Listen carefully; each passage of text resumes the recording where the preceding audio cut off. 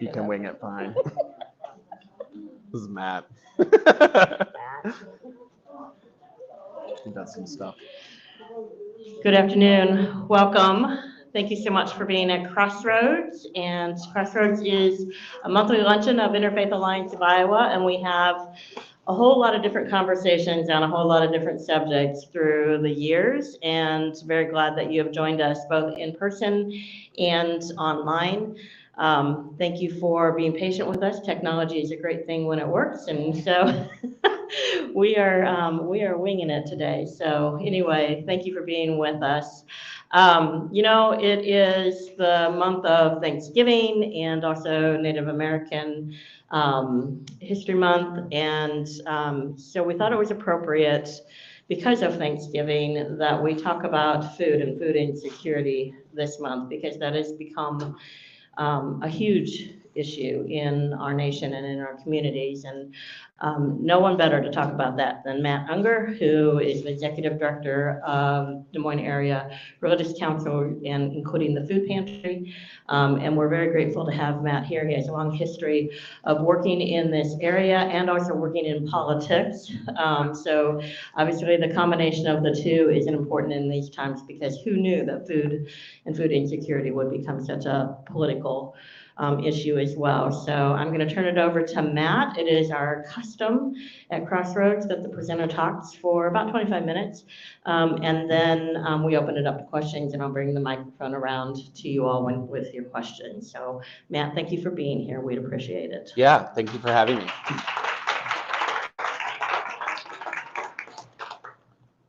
So a little bit about what I'll cover today. We're going to go through just a brief intro to DMARC. We'll talk about some of the statistics out there and how the emergency food system works, how our food pantry network operates, a little bit of data around those we assist, talk a little bit about kind of the pre-pandemic, during pandemic, and now post-pandemic era that we're in, hopefully. And then a little bit about advocacy, and then some ways that you all can help impact food insecurity. So DMARC is built on a foundation of interfaith partnerships, and we have 200 partners from 5 different world faith traditions that, despite the many things that they believe differently, come together around the idea that human needs are something that we should all be working to meet together. I think it's a really nice lesson that people who work in buildings with domes on them could learn from. Some of the historical things that we've been able to accomplish as an organization in our 70 years, it was DMARC that was the driving force behind the creation of the Oak Ridge neighborhood, which is now an incredible piece of our community. Terry Powell Johnson's doing great things there.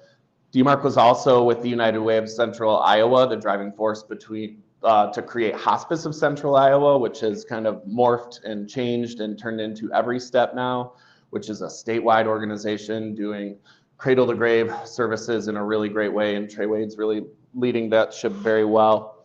There's some interfaith programming that we still do, a partnership with the Alliance on a program called Meet My Religious Neighbor, where we also partner with the Comparison Project at Drake and Cultural to kind of bring people together around learning about faiths that they may not have any background or any knowledge of. Sort of set up a safe environment to learn and ask questions and just be together. And then we do an interfaith camp every summer. That's a really cool thing. It's one of the favorite things that I get to go to every summer. Essentially a 4-day camp with seniors in high school and incoming college freshmen to kind of explore different faiths, and then it culminates in a short video project of their own faith journey to this point. There's always 2 or 3 tearjerkers in it. I really hate having to miss the event. I try to go to it every year. Please come to it sometime. I promise it's worth a couple hours to see these videos and what these kids do. But the largest way we've been trying to impact human needs for the last 46 years is through our food pantry network. So in looking at the statistics around hunger, it's a little tricky because there's been a lot of variables the last 3 years that have been impacting it sort of in an unusual way. So we kind of look at 2019 as a baseline for kind of where hunger was. And this, you can see in Iowa, pre-pandemic, 1 in 10 Iowans, 1 in 7 children. When we get down to the Polk County area, just under 42,000 estimate by Feeding America's Map the Meal Gap. They did a sort of post-pandemic 2022 study that showed that number had come down a little bit, but we'll talk a little bit more about that in a bit. One thing I want to point out on this slide is sort of in the bottom right corner there, 57% of those folks will meet the eligibility for the SNAP program, which is honestly the best hunger fighting tool we have in our toolbox. The thing that's a little scary about is that 38% of those folks, the only opportunity they really have is the emergency food system through food pantries. Now it's going to show a little video that has a really great professional narration that we can't seem to get, so you're going to get the Matt Unger narration version of this, but the video will still work.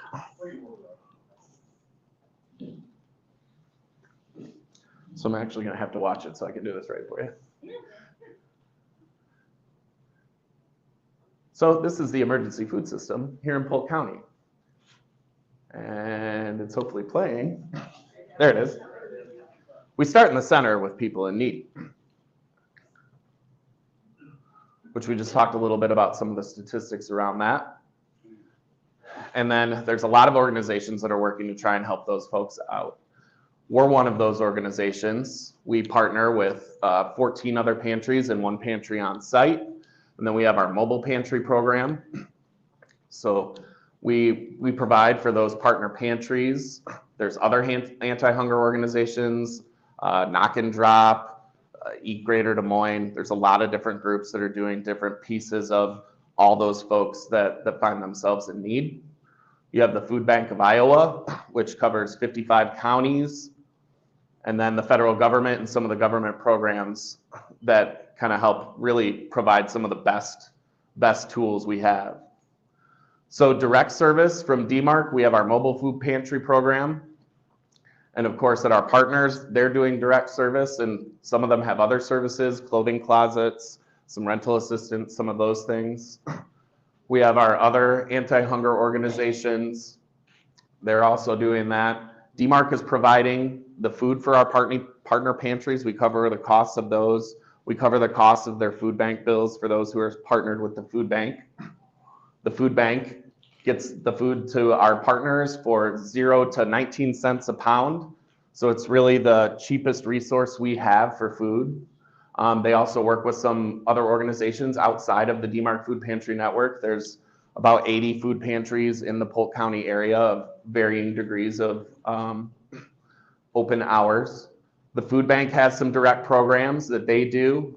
They have a mobile pantry program. They have backpack programs that are in the school to help get kids food on the weekend, and they have some school pantries. Federal government provides to food banks a program called the Emergency Food Assistance Program. This is USDA commodities that are being bought, and they distribute them through food bank networks. And of course, SNAP, WIC, some of these other programs that help get people funding or funding for food or food directly to help meet those needs. So you can see it's a real easy system. It's not complicated at all. We're all working to get donations from different sources, whether it's food drives, corporate donations, donations from farmers, donations from wholesalers, producers, and sort of we're all supported by similar groups, corporate groups, individuals, groups like you all that really come together around trying to support this whole system. So I've kind of sped this up a little bit. I promise you, if you want to see it with the real narration that's professionally done and really nice, you can go to our website. It's right along the right side. You got the quick and dirty version from me today. So this shows you a little bit of what our footprint looks like across the community. Those dots on that map in blue are where we have those permanently placed pantries. And then the green dots represent some of the mobile pantry sites that we have. Essentially, we try to bring those to areas that don't have sort of consistent pantry service, or maybe there's a built-in community of need where we can meet them where they're at, whether that's a low-income apartment or a senior congregate meal site. Usually we have a lot of great success when we hit places like that. This shows you the list of our partners of those permanent pantries, and I'd note the one at the top, our new DMARC at our new location. One thing I skipped over, and I should go back, we started during the pandemic a delivery system. So you can call in to DMARC today between 9 and noon, and we will drop off at the door tomorrow between 9 and noon your food order for you. We've got a great partnership with DoorDash to help us make those deliveries, which right now is coming at no cost to us at all. So that's a really great thing, and we've been able to keep that going and pretty happy to do so. So our food pantry network is really built on 3 pillars. The first is providing a dignified experience as close to grocery shopping as we can make it. We try to have really clean pantries that have sort of that convenience store feel to them. The second is making sure that we're providing healthy foods. We did a study with Iowa State in 2009 that showed that folks who got food from pantries had 3 times the instances of diabetes as those who didn't, which if you think about it, you know, coming up, we're all told non-perishable food items, non-perishable food items. We just had that ingrained in us. And then you look at that, they're canned in sodium, a lot of high fructose corn syrup, so it stands to reason. At that point, we really shifted and tried to really focus on providing fresh produce as much as we could, lean proteins, dairy, those kinds of things. They're harder to come by. It costs us more to do it, but we think it's part of our responsibility to provide those things for the folks that we're trying to assist. And then the third pillar is a commitment to collecting data. So you can kind of see on the right there, the list of questions that we ask at our intake. I kind of compare it to the first time you come to a Sam's Club or a Costco, you know, you have to go and fill out some paperwork, and then when you come back, you go and shop. So folks, when they come the second time, third time, whatever, you know, it's just a quick check-in, make sure you're still living at this address, okay, we got you, and then they go ahead and do their shopping. But we're able to get some information about the situations that they're in so that we can help inform what the experience of the pantry visitor is, because solving food insecurity will not be done simply by providing food to people. We need to impact those things that are driving them into food insecurity in the first place. And through collecting some of this data, we're able to make those arguments and have those conversations with policymakers, which has been really key to stopping some bad legislation in the last few years, which we'll talk about in a little bit. So the way our pantries work, once a month, you can come to any of the network pantries and get sort of the 3-day supply of kind of your staple food items. The picture there is what a household of 1 person would receive. So it increases as the number of people in your household increases. We also try to provide some extra things, personal care items. Again, we always have extra produce available. We've got a great partnership with the ARL to help provide pet food, because folks will take human food to feed to their pets, which is neither good for the pets, nor do we want we want that food for them. So that's been another great partnership. You'll hear a theme of partnerships in this. Then we have what we call anytime items. So someone can come to any of the pantries. You could come every day if you want and get some of those things that don't have a financial impact to us. We have to limit the staples to a 3-day supply, because by and large, we're buying most of that. So we only have so many resources to stretch that so far. But these anytime items, it's food rescue items, it's food that's come from food drives. Some of the partnerships from Meals from the Heartland and some of those, the Taco Mac that they do is really popular. So those items folks can come and get kind of any day of the week. They could come every day if they wanted. And we think that kind of matches sort of the rhythm of shopping that we all do. You know, you kind of do your one big trip to get all your staples, and then maybe you need a few things for a meal here, you need a few things for a meal there. You stop and pick those up. So this shows just a list of some of the folks that we partner with, whether it's partnering on programs, partnering on being a source of food for them. We work with a lot of other folks to try to use our purchasing power to help buy down the costs of food that they're buying. Sort of the ingenuity of our system of our food pantry network is that, you know, they can all get about this much of what they need from the food bank, and then we come in behind that, and because we can buy in bulk for 14, 15 pantries, we can really buy the cost down on those items. And so then we can make a guarantee to the pantry visitor that when you come to any of these pantries, you know that we're always going to have these staple items. You're not going to have to shop around and try to find peanut butter, or maybe someone's out of cereal. That's what sort of the basis of this food pantry network is working together to provide those things so that we're providing a good service for those who are in need in our community. We're also very committed to equity. We do an annual report that takes that data that we collect, and then we kind of plot it out by each community to show the differences between those folks who are coming to Food Pantry Network compared to the general population of those areas, to point out where the disparities are, try and bring people together around how do we break down some of these disparities, what are the root causes of these. We had a really great event this year where we had about 80 people that came and listened through, including a lot of community leaders. So I think we're really starting to get some traction around some of the data behind the story to get folks to really be spurred to action. We try to make sure everybody knows that everyone is welcome in our pantry network. I think sometimes when folks hear religious council, they think, oh, I'm not a religious person, or I ascribe to this religion, and so maybe this isn't for me. Particularly folks in the LGBTQ community want to make sure that they know that this is a safe space for you to come and you can get food. So really, no one is ever turned away. We don't make any judgments or cast any judgments on any folks. If you need food, come to our network. We want to help you. So I mentioned the data.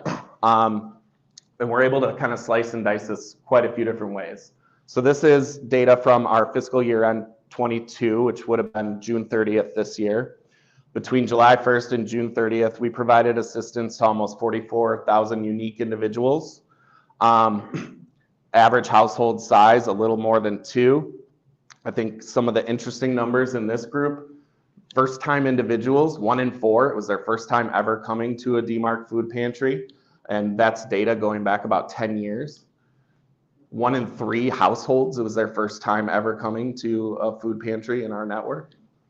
Then you can kind of see the breakdown by race and ethnicity, age, gender. One thing that sometimes surprises people is that 1/3 of those that are assisted by our network are children. So it really gets under my skin when the immediate policy response is people just need to work, when 1/3 of who we're talking about are kids. Another 10%, a little bit more than that, are seniors who are retired or disabled, no longer working. The actual unemployed number is only about 19%.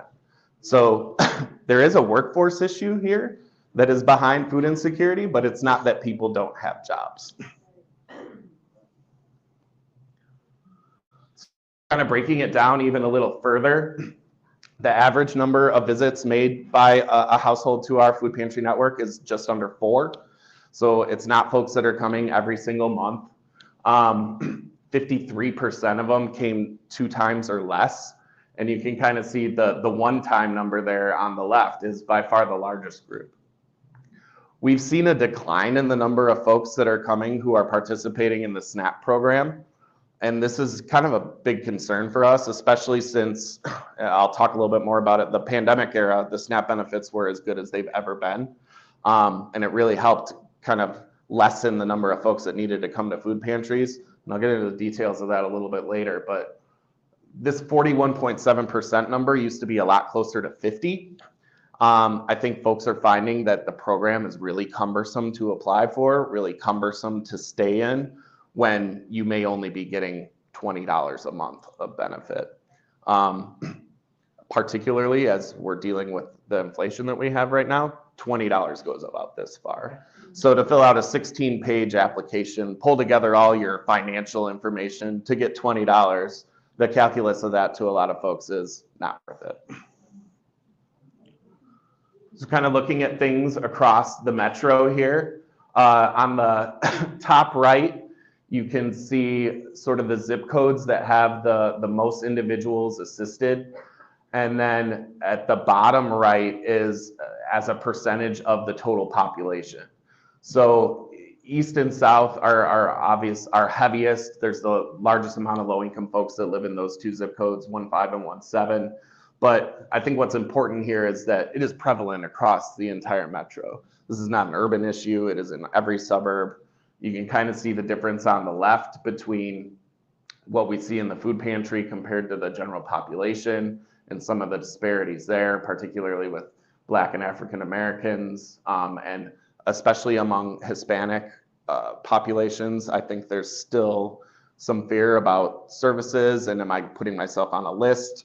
I'm hopeful that we can help allay that concern for folks, but it's a real concern and I understand it.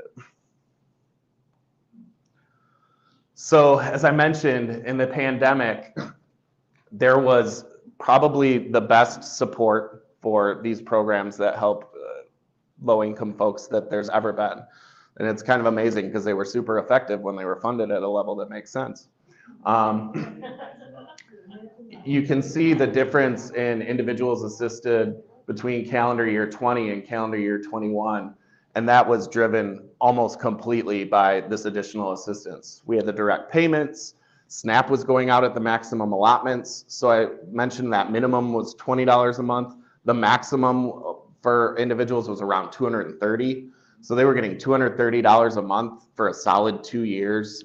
I'll talk a little bit about what happened in April 1st in a moment, but rug pulled out from under to go from $230 a month for 2 years, and then suddenly you have $20 a month. You'll see what kind of impact that had on our network. You had the pandemic EBT for families with children, which was additional money into their SNAP account for those kids. The unemployment benefits, a whole lot of other community supports that popped up during the pandemic that aren't around now, just to help get through that moment. So it was really great. And then April 1st happened and those SNAP benefits went away, and that really impacted things in a big way. So you can see on this chart, I'll let you guess when the pandemic era program started. You can see the immediate drop. The orange line is our pantry visitor volume. The blue line is the average SNAP benefit.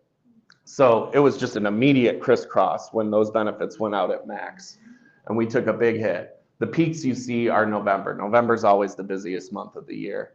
But kind of notice the sort of the peak in the valley and how there's usually a U shape to it, because I'm going to show you a chart in a minute of where we're at now. So sort of what we were communicating during the pandemic was, this support is amazing. We're really going to need your help when the support goes away. You know, we knew we were going to have a big volume increase when SNAP went away. We knew that we were going to have to really build upon the partnerships that we knew that we were making and seeing how we could plus those up even further. And the biggest piece of it that I don't think people understand fully is that we didn't do anything during the pandemic era to change the reasons people were facing food insecurity in the first place. Everyone saw the numbers come down. They're like, oh, great, solve this problem. No, we didn't do anything. So a quick intersection on our move that we made. And I want to talk about this for a couple reasons, but we were maxed out at our space we had before. We had 2 warehouses. One was 3.5 miles away from our main office. So when something ran out in the main, we had to send a truck 3.5 miles away to pick stuff up, come back. It was super inefficient. You can see that picture in the bottom right. That's where our mobile pantries used to be stored, in a fenced-in area up on the hill behind our building. The team members that work on those had to do all the loading of those outdoors 365 days a year, no matter what the weather was like. It was not a great situation for them. And we didn't have room for one more pallet or one more person. This is kind of fun because it shows you our new footprint, and then you can see the Mulberry building and the Scott Avenue building, which was our second warehouse, and where they fit in there. So we really, and then on the right is our original sort of Morton building that we had behind the building on 36th Street. It's a testament to how much food insecurity has grown over the last 12, 15 years, but also over our capacity to help meet that need. So in our new building, we have 3 times the pallet space. The cold storage capacity is huge for us. It's 10 times the space we had before. We used to have small walk-in coolers. Now we have really big ones that'll hold truckloads full of things. We've been able to take 5 full truckload produce donations that in the past we would have only been able to take a couple pallets off of those, and that really helps bring our costs down in a big way. But the most important thing,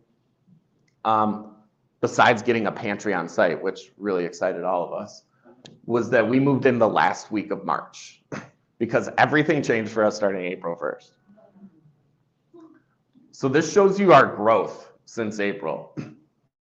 The top section is year-over-year increases for the same month.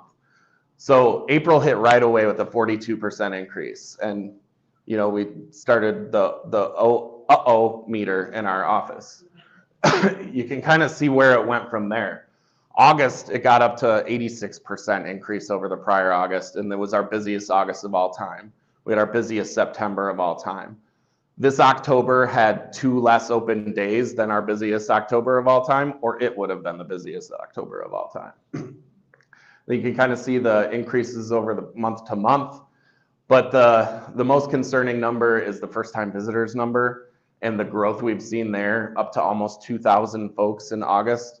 This number is usually around 1,000 each month for us, so to see that double in a single month is very scary. And now we're going to take a look at that snap chart again and see what happened after April 1st. Does anyone want to guess where April 1st is? The thing that worries us about this is that it is a steady, straight up line. You can kind of see in the other times we kind of ebb and flow and dip a little bit. It has just been on a straight incline. If we hadn't got into that building the last week of March, we would be leaving people behind. We would not have had the capacity to store the amount of food that we've needed to help meet that need. So there's nothing short of a miracle that we got in the week before this all blew up on us. So some other factors and things to consider. The food bank has had supply chain issues, and what they were able to get from USDA really changed once the pandemic ended. So our partners that are partnered with the food bank, they can get less from them. I'm sure everybody has seen the news about the dust up between us and the food bank. So there's a number of them that can no longer get food from the food bank at all. And even those that have, our handling fees are up there as well. We've done the expansion with the new pantry at Army Post, and our impact partners had been just doing delivery, and now they're open back up to in-person service. So that's had an impact in rising numbers on us. Again, I talked to you about the record-breaking numbers that we compare back to 2019, and we fully expect this calendar year to be our busiest year that we've ever experienced. Now, some policy things to consider. There has been sort of a concerted attack on the SNAP program and those who are enrolled in it for really the last 5 years. Because of the data we have, we've been able to go in and tell policymakers exactly the impact their changes would have. And I think it's scared folks off from making some of these changes. We have an advocacy manager on our team, Luke Alzenga, who does an amazing job of testifying before committees, making sure we're sharing this information. We've kind of built a group. We have a storytellers roundtable, we call it, where we bring folks in who want to learn how to tell their story, that are coming to the Food Pantry Network, to empower them to, here's how you can talk to folks. We can help connect you, kind of taking the fear out of talking to legislators for them. We've even had one of those folks and put her on our board. Her name's Tara Kramer. One thing that I really wanted when I came to the to DMARC from the food bank was getting the voice of currently experiencing this injected into how we're making our decisions and how we're setting our policies. I really believe in design thinking, and that's part of it is, bring your end user to the table as you're designing the solution. So I'm really proud that we've been able to add Tara as a board member. She's just been amazing for us. Some other things that have happened that have been positive. We've been able to get funding for Double Up Food Bucks, which is for folks on the SNAP program, that for every kind of produce item that they buy, you'll get $1 match back. I think it's up to $15 or $20. So then they get coupons back that they can spend on additional produce. So it helps get them more healthier foods, which tend to be the most expensive foods, added onto their SNAP benefits. There was a sales tax elimination on period products, which is also really helpful. There's no benefits you can use for personal care items, period products, and those again tend to be the more expensive items in the grocery store. So we really try to have those, and eliminating the taxes on those was a big piece. And then a couple years ago, we got a sales tax exemption for food banks and food pantries, which particularly as we came into this building project ended up being very, very helpful to us because we just saved a ton of money that would have been otherwise spent on sales taxes. Now, one thing coming up this next year is the Farm Bill. The bummer for us in that venture is that we had a really close working relationship with Cindy Axney, who was on the Agriculture Committee. And with her loss in the election, I'm not sure how strong our kind of inroads into that committee will be. I don't think Zach Nunn's going to be on that committee. I kind of expect he's going to be in an armed forces kind of area. But we're going to try and work with him. We do have some friends in the Secretary of Agriculture's office, so that's helpful.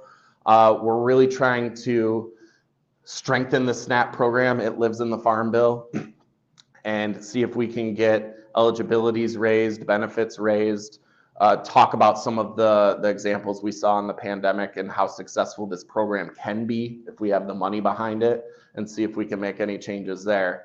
I guess I'd say I'm cautiously optimistic that that's something we can work on now that we have kind of a balance of power in the Congress, but it's a wait and see, I guess. But with your help, we can make these things happen.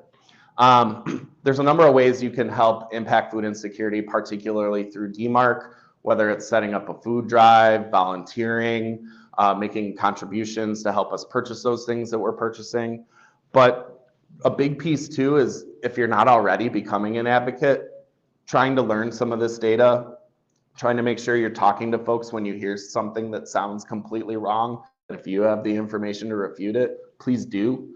A lot of what happens in the sort of food policy area is based on, I saw a guy or I heard this happened, and it's all just a bunch of conjecture. Yeah, exactly. You know, the stories of people buying lobsters with their SNAP benefits, and it's just a bunch of nonsense. So we need help from everyday people, talking with your legislators, talking with city council people, talking with just your friends and neighbors to make sure that we have the real facts out there. And if you don't feel like you have them, we can help you to provide those for you. And with that, I would ask what questions I can answer for you. Phil, and then I'll go to Clark. Just a reminder to raise your hand, and you can raise your hand ahead of time so I know where I'm going next. I'll bring the microphone to you. If you are online, you can put your questions in the chat, and Kristen will convey those to us. Do you have on your website a one-page sheet that one can download with some of those stats on it? Yeah. Yes. So we do a report monthly that looks a little bit,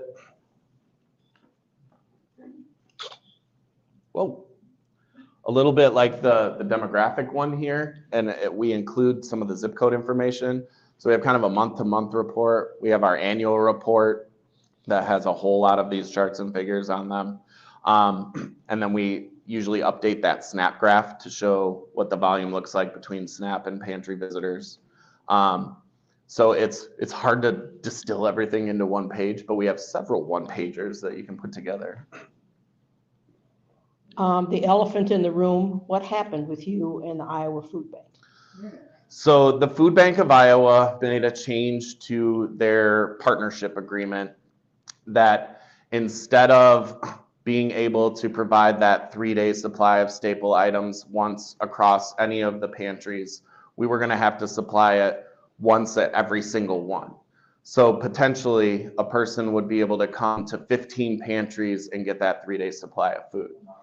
Now, if you need 45 days of food, I want you to have 45 days of food, but we simply can't afford to provide that much. And reality, I don't believe people would come to all 15, but even coming to 4 is more than we have the capacity to provide.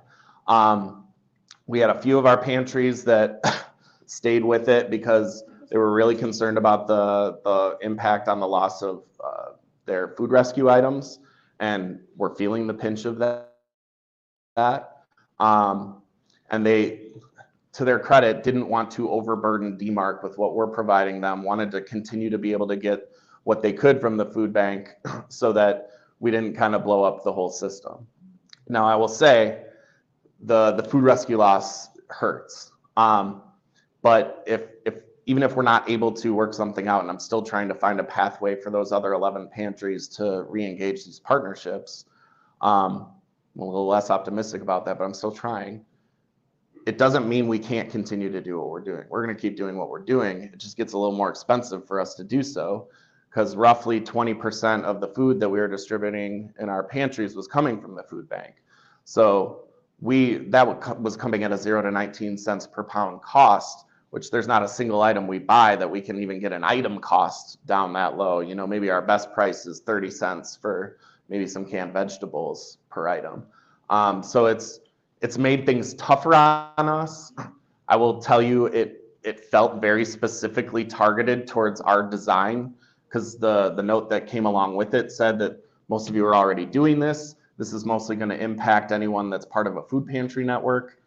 I'm fairly certain we're the only food pantry network the food bank partners with. So it's hard not to take it personally, but we're trying to just kind of stick with the facts and explain what the consequences are of this, whether intended or not, and see if we can find a different way forward. Thank you. Why would it change?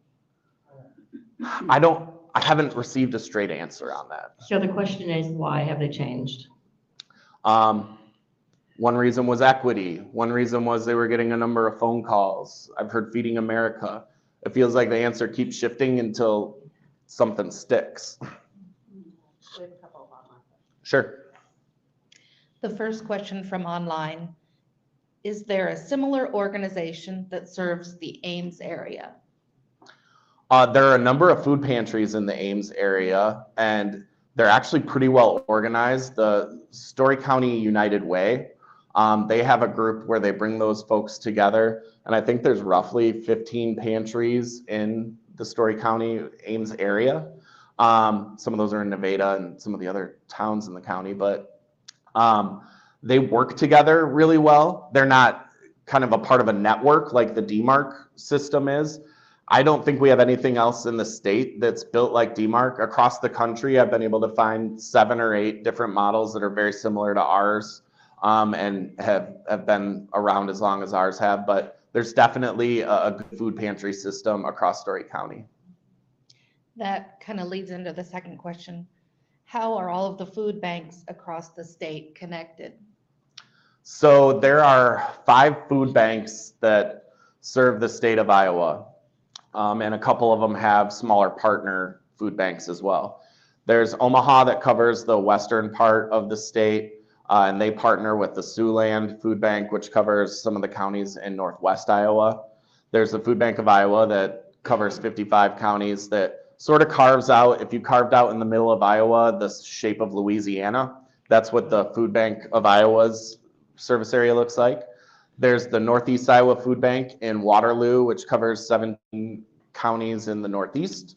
There is River Bend Food Bank in the Quad Cities, and they cover both, I want to say, like 12 counties in Illinois, and then pretty much all the counties along the river in Iowa, and they work with another partner in Dubuque, St. Stephen's Food Bank, who just covers Dubuque for them. And so they have a statewide association, Iowa Food Bank Association, where they get together and talk about things, but they operate pretty independently within those service areas otherwise. Let's ask the question about what kind of money is it going to take to replace the loss of FBI? It kind of remains to be seen. Because of moving into this new building, we've been able to bring some of our costs down. I think once we get through some of the supply chain issues that we're still working through, costs will come down more. We'll see the inflation drop. We've been able to take bigger donations, like I mentioned, especially around produce, which produce is probably the most expensive thing we buy and buy weekly.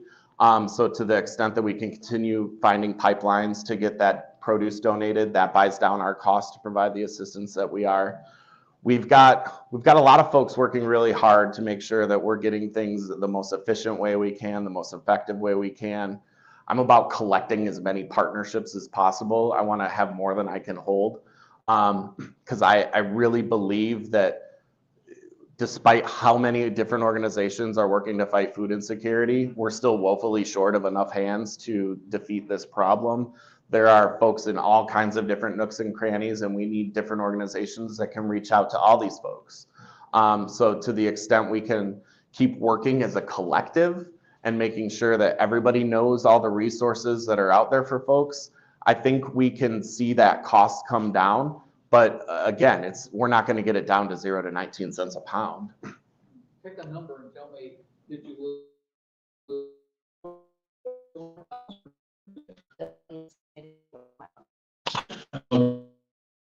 Is you didn't answer.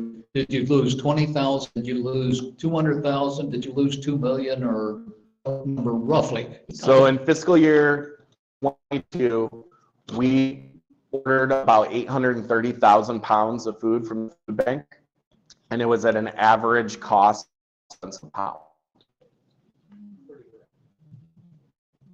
Do you have a program set up with Hy-Vee for food recovery? So we work with Hy-Vee stores. The tricky thing with Hy-Vee is it's kind of on a store by store basis. They don't do anything kind of overarching as Hy-Vee. That's been impacted a little bit by the bank situation, but there's still a number of Hy-Vees we're able to work with. I will say there's a lot of retailers in this community that are doing really good work around food rescue. Sam's and Walmart and Target have been doing it for years and years and years, and they've really got it down well. Hy-Vees have been doing okay. Fairways have been doing pretty good. Some of the convenience stores, Come and Go has done quite a bit to try and make sure that they're rescuing the food out of the stores. And then Whole Foods and Trader Joe's. Is there any lobbying that's going on that is trying to relieve the liability of restaurants, grocery stores that would donate food? Hy-Vee, you pull everything off 2 days before it expires. Mm-hmm. So you have 2 days of food there, and expirations are suggestions for Right. most parts, but they're afraid to do it because it creates a liability. If it goes someplace, somebody gets sick, it's going to go to the big pockets. Sure. You know? That protection already exists. There's the federal Bill Emerson Food Act, which eliminates the liability for anyone who's donating food that they believe is wholesome, and it's all about intent. It's otherwise, eatable food, then they are held harmless. And we've been trying to educate folks on that. That law's been around for about 10 years now, and there's still a number of organizations that aren't aware of it. Some retailers say that's not good enough. I don't know how we deal with that when we have a law in place that says it is. But we live in a litigious society, so lawyers get involved, and it causes a lot of good things not to happen. We have another question online. Are there sufficient donations for kid-friendly foods, including baby food or toddler foods? And should faith communities step up to answer this need? We do get a number of sort of grants and donations specific to providing baby food. I think we were one of the only places in town you could get formula for a while we had that formula shortage. We had people with great means coming to our pantries trying to find baby formula. There's a lot of really good resources, some grants to provide those for baby food. That's something we've always been able to have. Really, some of our most needed items, and it's not gonna really surprise you, but cereal, peanut butter, fruit canned in its own juice. Those are the things that are the most expensive for us to buy, and we don't see a lot in food drives, really like to prescribe. I would really folks to know, if you're gonna do a food drive, talk to the organization you're gonna do it for first, because you can find out. We really could use that if there was a food drive that collected just peanut butter, to the organization doing the drive, it might feel like, well, we're just providing peanut butter. But we got the other stuff covered, and we want to make sure this doesn't go out of date while we have these other things. So we're really trying to put the patchwork together, particularly with the food drives, to get those things that are most needed and really going to help the community the most. Matt with a question. Hi, Matt. Do you have a specific legislative network? Like, do you have an email that if you want to get that kind of information that you can sign up for, so we can be aware of what we need to do during the legislative session? Yeah, so there's two ways I would answer that. The statewide sort of advocacy organization called the Iowa Hunger Coalition, and the chair of that organization is right now this year Luke Elzengo, who I mentioned earlier is our advocacy person. So they will look at things kind of statewide, all the things that are going on in the legislature this year. Luke would be your contact from us too. We have a SNAP Advocates listserv that we put together. So if you got in touch with Luke, he can get you added to that. At the Hunger Coalition website, you can sign up to be on that list. I would say those two avenues are the best to get policy information.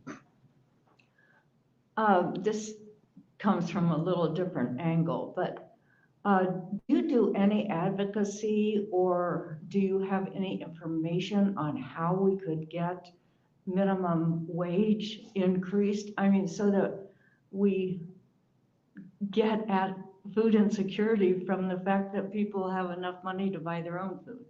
Yeah, it's definitely something we talk about as a root cause issue. I will just be real honest. There is no chance of a minimum wage increase with our legislative makeup right now.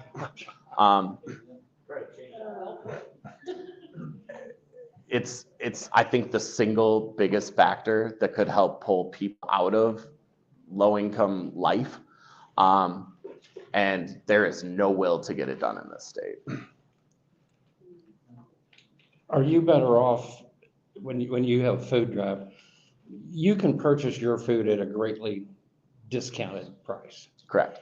So if we end up sending you 300 jars of peanut butter instead of $500, really, which is the most benefit to you, the money?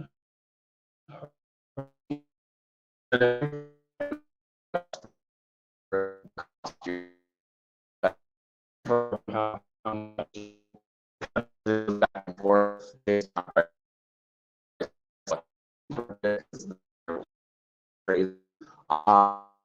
Like,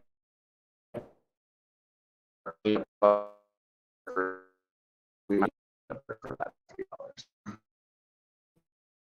$3.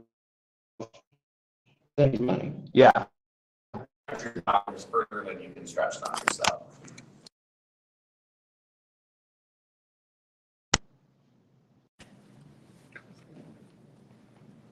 For folks online, we're having a little difficulty with our sound connecting, so we're going to take that out, and hopefully you can hear it just through the room.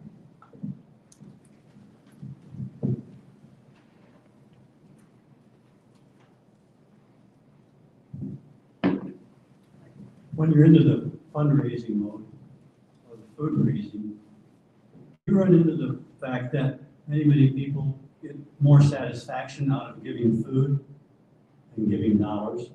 Sometimes. And that's why we try to have all the different avenues of ways you can support us available. I think it's a harder pill for some folks to swallow to, even write a check for $10, $20, where they may have a few extra things in their cupboard that they feel okay with donating. We need all of the support. Sometimes there's things we can't find a good price right away on, and it might be better to get it in the retail environment, even if it's gonna cost us a little more to have folks buy those things via drives than us buying it direct from the wholesaler. If we're hearing from the wholesaler, it's gonna be 3 months before you can get this, we need a different way to get that. I will tell you, the supply chain issues are very real and they are still very much in play.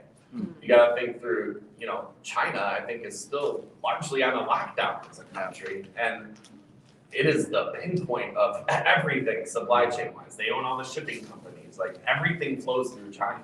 And it's tough. It's gonna be a while before that shakes loose. For the lunch.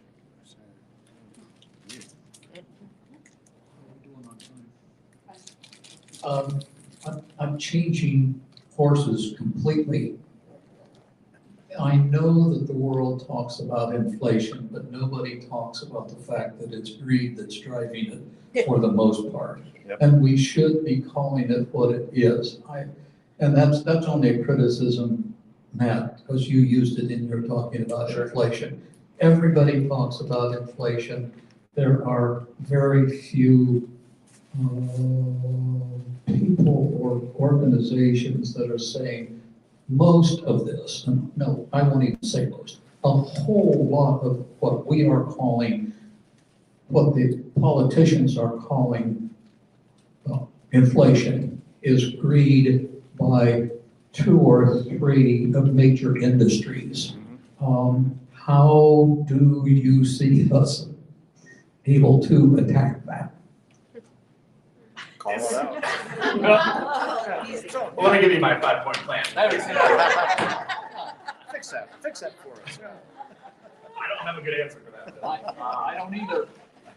But I think, you know, when we see gas prices are what they are, and then you hear the next day that, you know, Exxon had record profits this quarter, we can put those things out and talk about them more. The other thing that's really impacting, especially for us, food costs, is climate change. Yeah. You know, most of the food that people eat in this country comes from areas that are experiencing extreme droughts. California.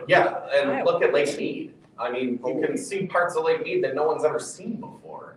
And that is essentially watering the entire Southwest where most of our food is coming from. Yeah. And so it's not coming in the same volumes. Our yields are down, the costs are up. You know, largely what we grow here in Iowa is to feed other food. It's a complex web between the greed inflation, there is some actual inflation, the climate change impacts that are causing costs to rise.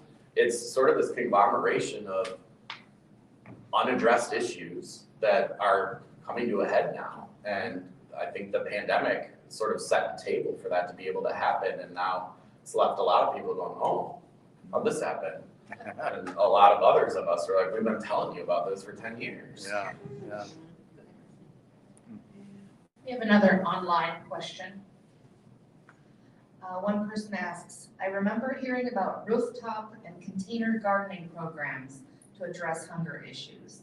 And she wonders if anything like this is happening in Iowa. There's a few companies downtown that have started some rooftop gardens, some community gardens that have been set up. The biggest sort of barrier to those being successful is that they take a ton of volunteers. If you're gonna tend to a garden, you gotta weed it constantly, you gotta water it constantly, and drive around town and look at some of these community gardens and they're just completely overrun with weeds. It looks like they haven't had attention in months. I think the reasoning behind them and sort of the idea is a good one, but I guess not a caution, but if you're gonna start a garden like that, make sure you have the support system in place to make it successful or it's not going to be. That's right. Any other last questions? All right, help me to thank Matt Unger. Yeah.